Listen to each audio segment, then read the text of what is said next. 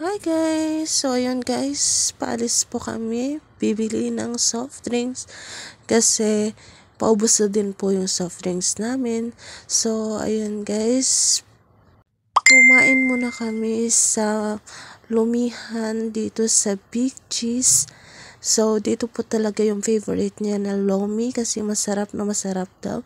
So ayun guys, so waiting na po kami sa order namin na lomi at pansit bihon. So, tamang hintay-hintay lang upang maluto at ma-serve yung aming order. Habang naghihintay ng aming order, nagchichika-chika muna kami dyan. Pero in fairness, gutom na yan. So, ilang minuto, dumating na po yung order namin na lomi at tsaka pansit bihon.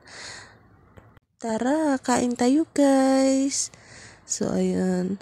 Feel ko po yung kain ko dyan ng pansit bihon. Alam nyo naman po guys, hindi po ako taga Batanggenyo, kaya hindi ako mahilig sa lomi. Yun po yung sa akin. Kasi parang hindi ko pa gusto talagang kumain ng lomi. Hindi ko feel kung ano ba talaga yung lasa. Pero sila, favorite na favorite po yung lomi sa Batangas. So, ito lang po yung in-order ko, yung pansit bihon kasi mahilig na mahilig po ako sa bihon.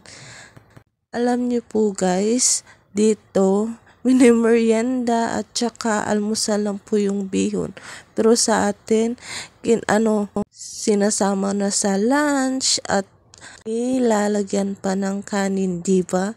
Dito, parang merienda, snacks. Pasensya na po kayo, hindi ko po siya na-videohan kasi sarap na po siya sa kain niyang lomi.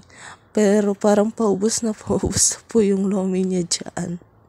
Ay, bali po yan. 70 pesos po yung regular na bihon sa Big Cheese at saka sa lomi is regular 70. Madami naman po. Saktong-sakto lang for good for one person pag gutom ka. Pero pag busog ka na, medyo may matitira lang ng kunting pagkain sa'yo. So, ayan guys, ubos nga, gutom eh.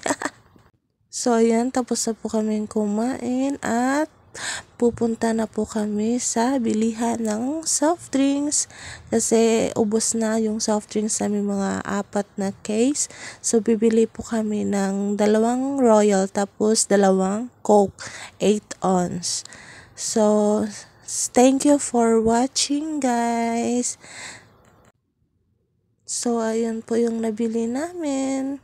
Mga soft drinks, Pepsi, Mountain Dew, Royal, and Coke. Thank you!